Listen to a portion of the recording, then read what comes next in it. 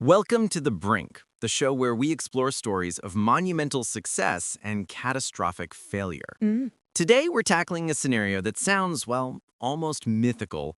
How does a billionaire become a beggar? It's a powerful image, Liam. We think of billionaires as, modern day gods, Right? immune to the financial worries that plague the rest of us.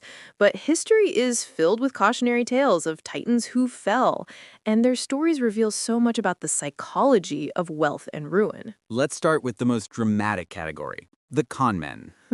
These are the figures whose fortunes were built on lies from the very beginning. Okay. You can't talk about this without mentioning Bernie Madoff. Madoff is the benchmark for financial fraud. I mean, his firm was a giant Ponzi scheme. He wasn't an investor, he was a magician of deception. Right. He used money from new investors to pay off earlier ones, creating this illusion of steady, impressive returns. Wow. The moment the music stopped during the 2008 financial crisis, his entire $65 billion empire was exposed as empty. It's fascinating because he preyed on trust. Yeah. But not all fraud is a direct Ponzi scheme.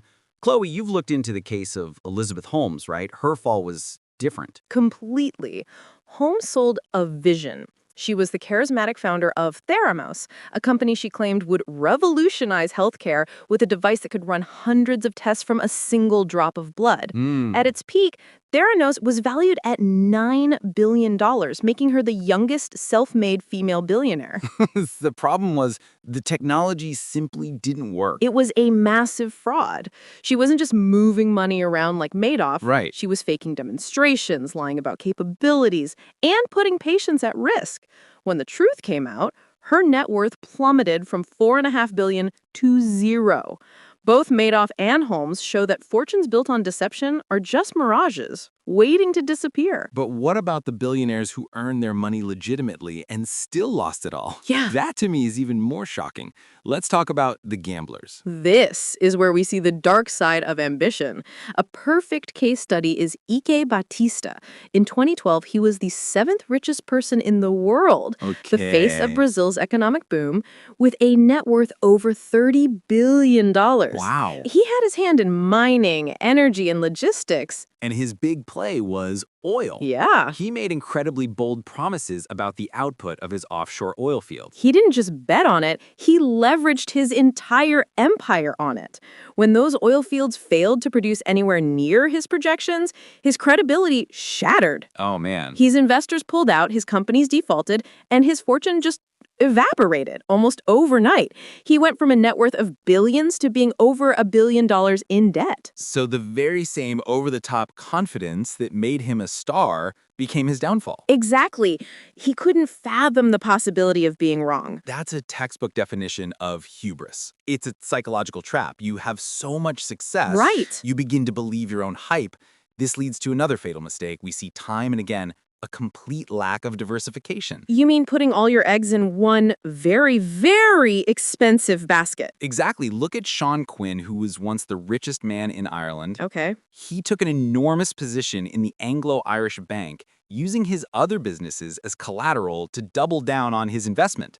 When that bank collapsed in 2008, it didn't just wipe out his investment, it took his entire business empire with it. So far, we have crime and catastrophic business bets. Right. But there's a third, perhaps more personal, path to ruin. The spender. This is the realm of pure, unrestrained lifestyle inflation. Right. And there is no better example than Jocelyn Wildenstein. After a high-profile divorce from a billionaire art dealer, she received a settlement of $2.5 billion.